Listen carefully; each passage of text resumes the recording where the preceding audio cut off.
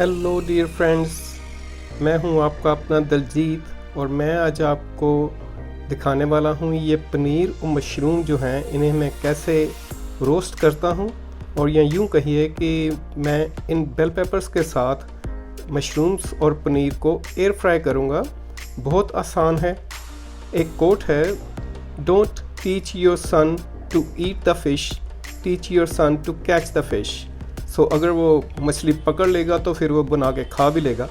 सो मेरा मकसद भी कुछ ऐसा ही है। आप दोस्त हैं मेरे, सो मैं चाहता हूँ कि मैं आपके साथ ये शेयर करूँ कि मैं ये कैसे इसको रोस्ट करता हूँ, ताकि आपको ज़रूरत पड़े तो आप भी जब आपको शाम को भूख लगे या शाम को आपको कुछ स्नैक्स खाने हों तो ये आपके लिए एक बेहतरीन ऑप्शन होगी।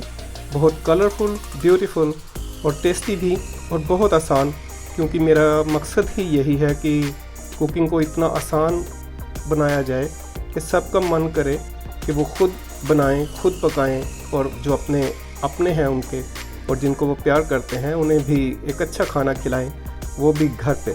सो लेट मी स्टार्ट। मुझे इसे मैरिनेट करना है बहुत ही कम मसालों के साथ। आपने मेरी पहले भी डिशेस में देखा होगा कि मैं कुछ ऐसा इस्तेमाल नहीं करता जो घर में ना मिले, और आप जो भी अवेलेबल है उसके साथ इसे मैरिनेट करेंगे। और मैं मैरिनेट करूँगा उसे और फिर इन्हें एयर फ्राई करूँगा। बहुत ही कम टाइम लगेगा इन्हें पकाने में। सो लेट मी डू दैट। जैसे जैसे मैं आगे बढ़ूँगा आपको सभी चीज़ें साथ साथ बताता हूँ। ये एक बॉल में मैंने जो चॉप्ड पनीर है, जो बटर मशरूम्स थे, और bell peppers, red bell pepper और ग्रीन कैप्सिकम और येलो बेल पेपर और अनियंस जो हैं वो मैंने देखिए कैसे डाइस करके उनके लेयर्स को अलग कर लिया था। तो वो मैंने एक बॉल में डाल दिए हैं और यहाँ मुझे अब इसे मैरिनेट करना है। बहुत ही कम स्पाइसेस, जैसा मैंने कहा, नमक, black pepper powder, chaat masala powder, और जो एक आता है पुदीना चटनी का मसाला आता है, एक पाउडर आता है, वो भी MDH का, तो आप चाहें तो वो भी ऐड कर सकते हैं इसमें। हल्का सा इसमें पड़ेगा पिसा हुआ धनिया, और साथ में इस पे डालूँगा मैं कॉर्नफ्लोर, और बटर के साथ इन्हें अच्छे से मैरिनेट करूँगा। आप चाहें तो ऑयल भी यूज़ कर सकते हैं या बटर चाहें तो बटर यूज़ कर सकते हैं। सो अब मैं वो स्पाइसेस ऐड करता हूँ इसमें। ये स्पाइसेस मैंने ऐड कर दिए हैं, एक बार फिर बता देता हूँ आपको। इसमें है सूखा धनिया, चाट मसाला पाउडर, देगी मिर्च पाउडर हल्की सी, ब्लैक पेपर पाउडर और नमक, और हल्का सा गरम मसाला, एक चुटकी भर। सो ये चीज़ें मैंने ऐड कर दी हैं इसमें। और अब मैंने बटर जो है वो मेल्ट करके रखा है, इसमें वो भी ऐड कर रहा हूँ। और अब मैं इन्हें अच्छे से मिक्स कर दूँगा, ताकि ये जो सारा स्पाइसेस हैं इनकी पीसीस के ऊपर, पनीर के ऊपर, जो भी मैंने इसमें डाला है उसके ऊपर अच्छे से कोटिंग हो जाए। इन द मेन टाइम आप जो एयर फ्रायर है उसे प्री हीट के लिए ऑन कर सकते हैं। सो वो भी ज़रूरी है, क्योंकि जब ये तैयार हो जाए तो आप इसे स्क्यू करके उसमें अरेंज करेंगे। और ये चिकन टिक्का तो नहीं, वो बाद में कभी बना के दिखाऊंगा आपको। अभी ये बनेंगे पनीर और मशरूम टिक्का, एक ही बार में दोनों चीज़ें। अगर आप सिर्फ मशरूम यूज़ करेंगे तो वो मशरूम टिक्का बन जाएगा, और अगर आप सिर्फ पनीर यूज़ करेंगे तो वो भी एक अपने आप में बहुत अच्छी डिश है। सो let me mix it now. और अब इसके ऊपर जब कोटिंग हो जाएगी सारी बटर की, तो इसके ऊपर कॉर्नफ्लोर भी डालूंगा ताकि एक अच्छा सा लेयर बन जाए उसका।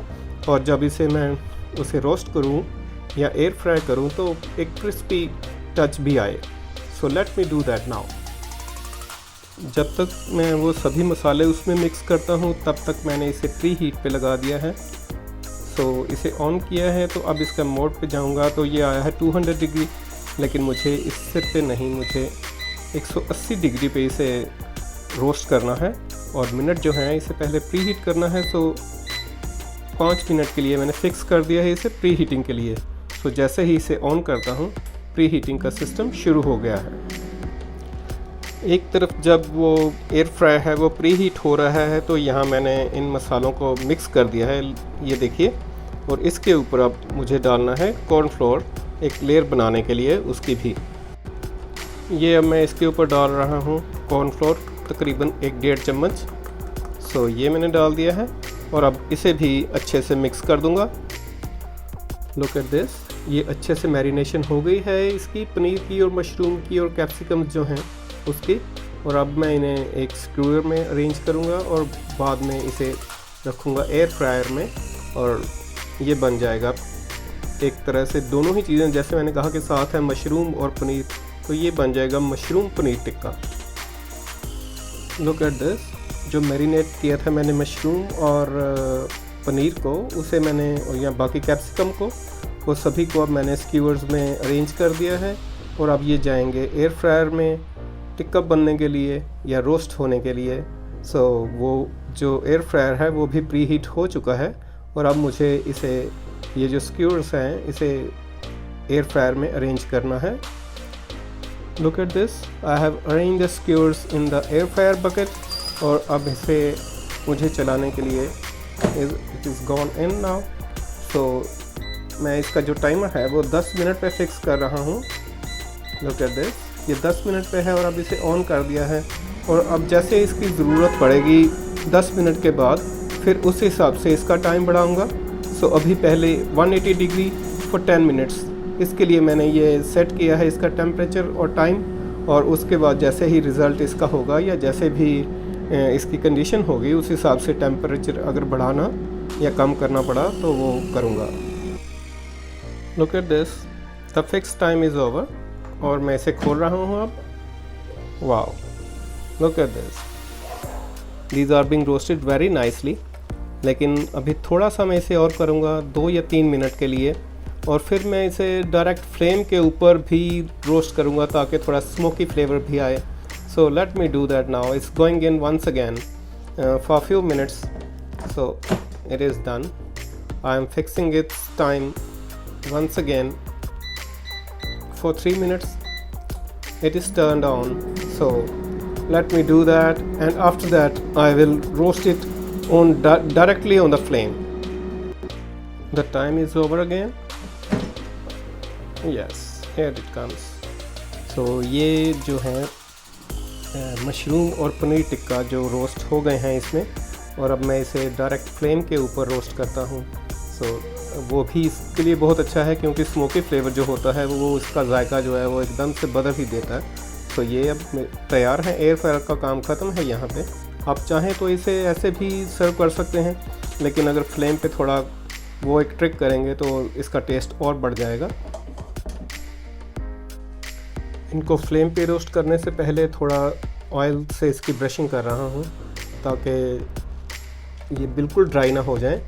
और जब ऑयल के साथ इसे आंच के ऊपर मैं गरम करूँगा तो रोस्टिंग अच्छे से होगी, स्मोकी फ्लेवर अच्छे से आएगा। सो ये मैंने ब्रश के साथ इनको ऑयल कर दिया है, एक बार कोटिंग कर दी है ऑयल की, और अब मैं इसे फ्लेम को ऑन करूँगा और रोस्ट करूँगा इसे। Here it goes.